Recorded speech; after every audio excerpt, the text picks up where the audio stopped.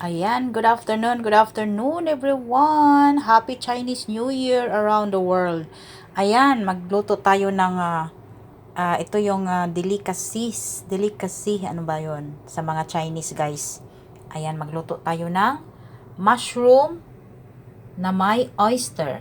Oh. First, binabad natin yung mushroom dito.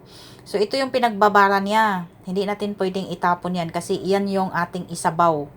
Tsaka ito naman sa oyster, ito yung pinagbabara niya. Hindi natin itapon para isabaw natin mamaya pag palambutin kasi natin yan. Ang ating ingredients ay spices niya ay garlic lang at saka luya. Okay. So let's go started guys. Painit tayo ng kawali ay yung non-stick na casserole. Painitin natin, lagyan natin ng konti lang na mantika. Ayan. Ayan, mainit na ang mantika. Ilagay natin ang ating ginger at saka garlic. Malikot ang aking kamera kasi hinahawakan ko lang. Halo-haloin natin ng konti. Halo-haloin hanggang magiging mabango siya. Ayan, diba? Ayan, okay na yan. Mabango na. Ilagay na natin ang ating oyster at ang ating mushroom. Puro dried yan sila guys. Binabad lang natin para lumambot. Overnight ang pagbabad. 6 to 8 hours. Ayan, halo-haluin, halo-haluin. Ayan, okay na po yan. Okay. So ngayon, sabuan natin. Sabuan natin itong pinagbabara ng mushroom. Kalahati lang. Ayan. At saka, yung pinagbabaran din ng ating oyster, kalahati lang din. Apaw natin ng konti, ganyan. Alright. So, ayan guys, pakuluin muna natin, tatakpan natin para balikan natin mamaya pag nakulo na siya. Ayan, gumukulo na. Lagyan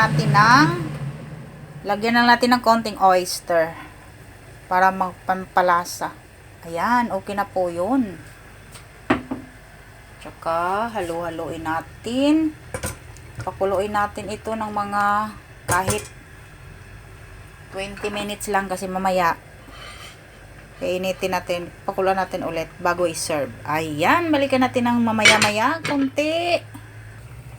Ayan, diba? After 25 minutes, ready na po yan guys. At atin na po yang i-keep waiting for dinner time mamaya. Initin natin ulit yan guys. Oo. Ayan ang ating delicacy ng Chinese delicacy sa panahon ng Chinese New Year today.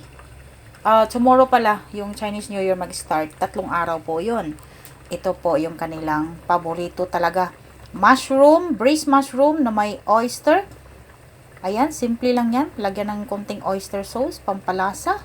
At yan ay malambot na. Ready na po yan. Mamaya-maya sa hapon, bago natin iserve, pakuluan natin ulit hanggang lumiit yung kanyang sabaw at magiging sticky konti yung sabaw. Ayan guys, thank you so much for watching everyone.